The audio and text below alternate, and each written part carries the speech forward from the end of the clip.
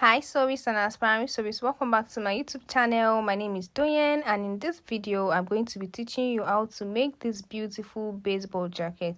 So if this looks like what you're interested in, then you want to keep watching this video till the end. And if you're subscribed to my YouTube channel, please kindly subscribe and turn on your notification bell so you can get notified when I drop a new video. So with no further delay, let's just get right into it. For this tutorial, these are the basic materials I'm going to be working with. The first thing here is this piping tape, which is going to be used for the front design. Then we have this polyester material, which is about 1 yard, which is what we're going to be using for the main bodice. Another thing to focus on is the standard measurements we're going to be working with. I'm working with a medium size, so this is what I'm going to be working with for this tutorial. So the first thing I did here was to place my fabric on a fold, and I also made sure that the pattern design was also even, just as you can see on your screen. So the next thing you want to do here is to rule a line across on the top side of your jersey, just like I am illustrating in this video. So I'm just doing this to create a margin for the length that I want to create for this jersey. So once I have that done, then the next thing I want to do here is to measure the length for my jersey. So I'm going to be working what I have on my measurement book, which is 29 inches. So because my fold at the downside is going to be tiny, I'm just going to add 1 inch to that. So I'm just going to go ahead to measure 30 inches as my full length measurement. So once I'm done with that, the next thing I'm going to do here is to mark my button allowance. So I'm on this part of my fabric, I'm going to measure 1 inch on different angle here to mark my button allowance. So once I'm done with that, I'm just going to connect these lines together. Henceforth, any measurement coming after this is going to exclude the button allowance. Next thing I'm going to measure here is the shoulder measurements. On my measurement book, my shoulder is 18 inches. Divided by 2 is 9 inches. So I'm just going to add ½ inch seam allowance to that. Then mark my point here. So once I'm done with that, the next thing here is the neckline measurement. So for my neckline width, I'm going to measure 2.75, and this is because I don't want the neckline looking too wide. So I'm just going to mark 2.75 on this point here. Then for the neckline depth, I'm going to come down by about 6 inches. You can try to come down by 7, 8, depending on how deep you want yours to be. So once I have that marked, I'm just going to go ahead to form a shape with my ruler. So once I'm done with that, I'm just going to curve this part slightly, just as illustrated in this video. Next, on this point here, I'm going to come down by 1 inch, then mark a point there and connect it towards my neckline, just as you can see me do right here. So once I have that done, the next thing will be to measure my armhole. So for my armhole here, I'm going to come down by 9 inches and mark a point there. Next after that is come on this line here to measure my shoulder measurement. So my shoulder measurement is 9.5 inches. So I'm just going to mark that point here again. Then I'm going to mark a straight line connecting the dots together, just as you can see me do right here. Then I'm going to form the center point of my armhole, which is going to be 4.5 here. Then on this point here, I'm going to come in by 0.5, just as illustrated here.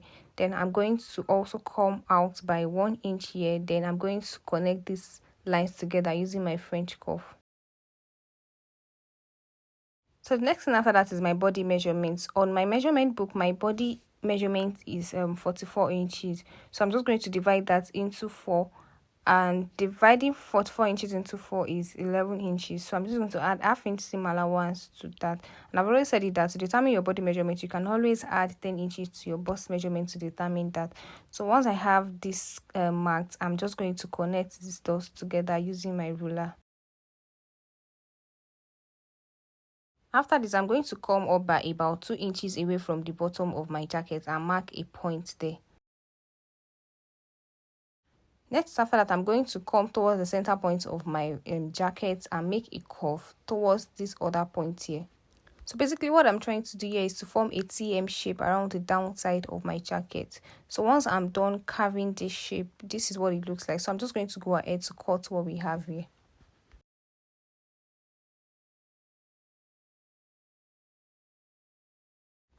The next thing after that is to lay your front bodice on your back bodice. So while doing that, you're going to make sure that you are taking out the button allowance you left on the front bodice. because you're not going to be needing it for the back bodice. So that is what I'm trying to do here. I'm trying to make sure that I take out the 1-inch button allowance so that I don't add it to the measurement of the back bodice. So once I'm done with that, I'm going to position my ruler in a slant form like this. Then away from my front bodice, I'm going to measure 1 inch. If you're a guy, you can decide to come up by about 1.5. So for this, I'm just going to come up by 1 inch, then mark a line across just as you can see me do right here. So after that, I'm going to just merge my armhole line together with my back body, just as you can see me do right here. Then for my neckline width, I'm going to maintain the same 2.75 as my neckline width for the back bodies. Then for the depth, I'm going to come down by 1 inch, then mark a curve shape around my neckline, just as you can see me do right here. So after that, I'm going to just go ahead to cut out what we have here.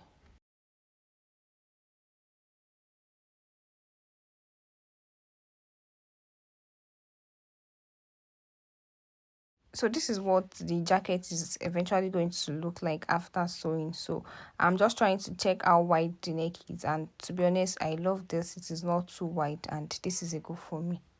The next thing I have here is this allowance for my facing, and what we have on the width is about 5.5 inches. So I'm just going to position the front part of my jacket on this facing, because we're going to be cutting out the exact shape that we have around the neckline and the button allowance on this particular interface. So I'm just going to lay it like this, then cut out the exact shape that we have here on the interface as well.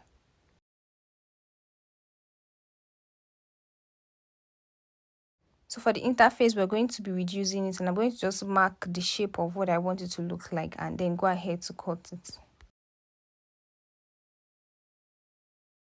So after that, I'm also going to draft out the back bodice interface. So for the circumference of this, I'm going to be working with 3 inches. So after all of this, then I'm just going to couple everything together. Next thing here is my sleeve measurement. So for my full length, I'm going to be working with 10 inches. Then I'm going to add 1.5 inches folding allowance to 10 inches. So the actual full length we're going to be working with here is 11.5. So I'm just going to mark that point here, just as you can see me do on your screen. For my sleeve circumference, I'm going to add 1 inch to my armhole measurement. So on my sleeve circumference, I'm going to measure 10 inches, which is what you can see on your screen. Then from the top side of my sleeve, I'm going to come down by 3.5, then come down again by 1.5 away from the 3.5. So on this second line here, I'm going to measure my round sleeve. On my measurement book, my round sleeve is 16 inches. 16 inches divided by 2 is 8 inches. Then I'm going to add half-inch seam allowance to that. So what I have measured here is 8.5 inches. Then on my down sleeve, on my measurement book, my down sleeve is 14 inches. So I'm going to just mark 7.5, including my seam allowance. So basically, I'm going to be connecting these dots together with my French curve, just as you can see me do right here. So on the top side of my sleeve, I'm going to mark a curve around here with my French curve, just as you can see me do in this video. So once I have that done, the next thing you want to do here is to cut out the shape of what you have here. So once I'm done cutting, I'm just going to knot the center point of my sleeve. So after this, I'm just going to couple everything together and go straight into the sewing process. Hello, I'm super excited to announce to you that our online courses are now available. So if you are interested in learning more about streetwear, you want to know how to make t-shirts, joggers, hoodies, varsity jacket, tracksuits, sweatpants, cargo pants, and so many more, these courses are made for you. The courses are displayed on your screen. So if you are interested in registering for any of these courses, then you want to just click on the link underneath this video to register for these courses. And guys, guess what? These courses are well detailed. You're going to be learning how to identify fabrics, how to match make fabrics, size charts, measurements, and the like, depending on the course you are actually subscribing for. So you don't want to miss out on this opportunity. So kindly click on the link in my bio. Kindly click on the link in the description to actually register for this class. Bye. The first thing I did here was to apply a soft gum stay to the interface. So the next thing I'm going to do here is to weave the outer part of the interface.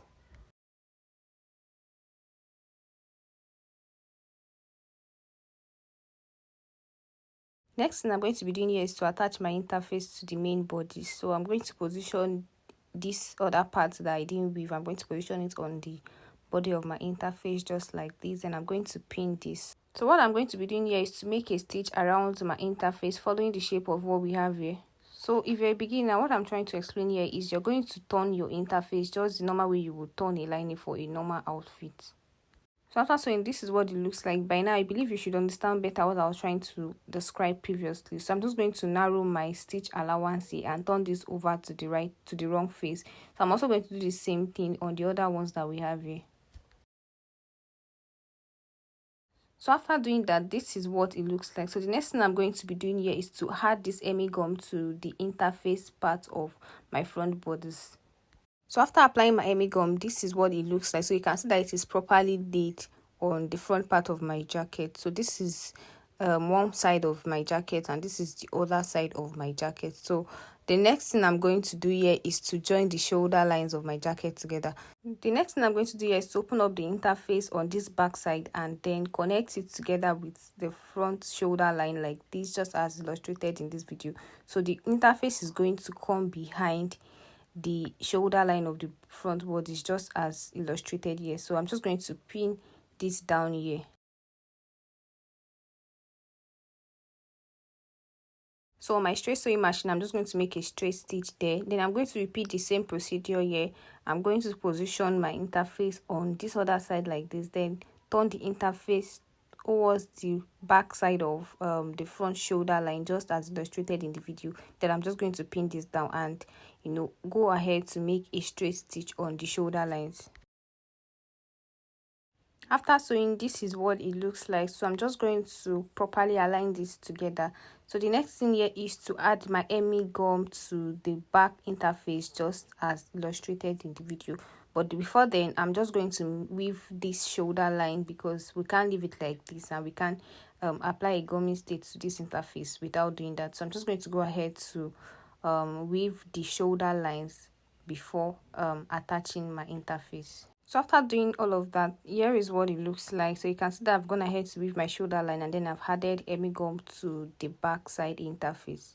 Next, I'm going to mark out a shape for my design. So I'm going to be following the shape of my interface. But to do this, I'm going to be working with an allowance of 1.75. So I'm just going to measure 1.75 on different angles on this front part here, following the shape of what we have on my interface.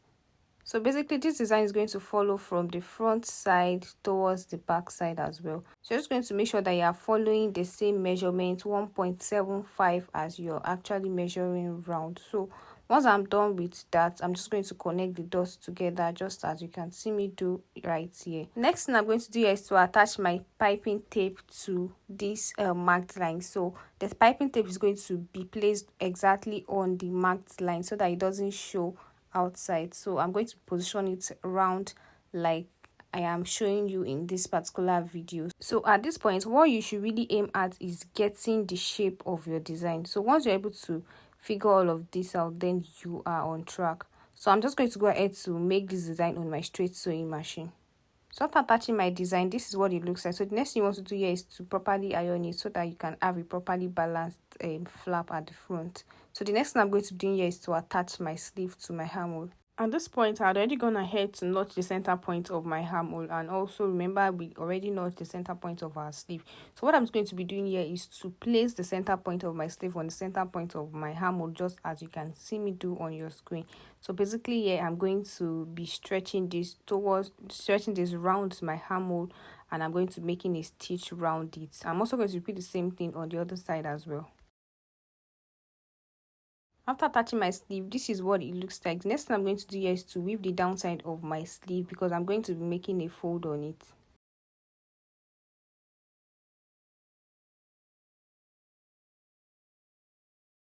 Next thing I'm going to do here is to add a design on my sleeve. I'm already gonna add to make a fold there. So the first design, I am thinking of making it 2 layers of this. So the first line is going to be exactly on my stitch. So I'm just going to make a straight stitch on this one. We already did a previous video. I already did a previous video on how to achieve this. So I'm just going to brush this through.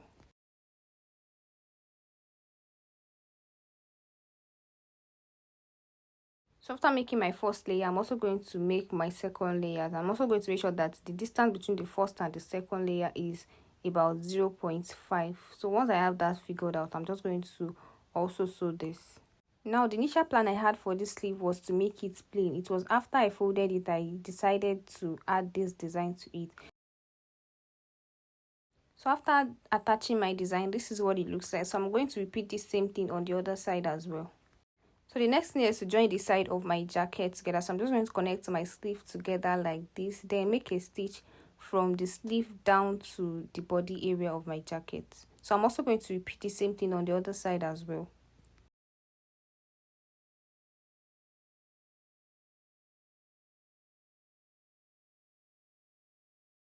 So once I'm done with that, the next thing is to connect my button allowance together like this to see if it properly aligns, and if there's any excess, the best is to trim whatever excess you have at this point. So once I'm done with that, I'm just going to weave the downside of my jacket.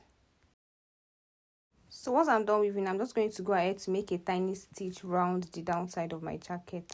After sewing and everything, this is what it looks like. So I'm just going to go ahead to mark my button allowance. So from this top here, I'm going to come down by 1 inch. Then for the rest, I'm going to leave a gap of about 3.5 in between the buttons, which is what I'm marking here. So for the customization, I'm just going to position it somewhere around here, just as you can see on your screen. Then for the numbering, for the number design, I'm just going to position it somewhere around here as well. Then I'm going to go ahead to paste this on my heat presser. So here's the final look of what we just created. If you are going to be trying this, let me know in the comment section. Please kindly like this video, and I'll see you again in the next video. Bye.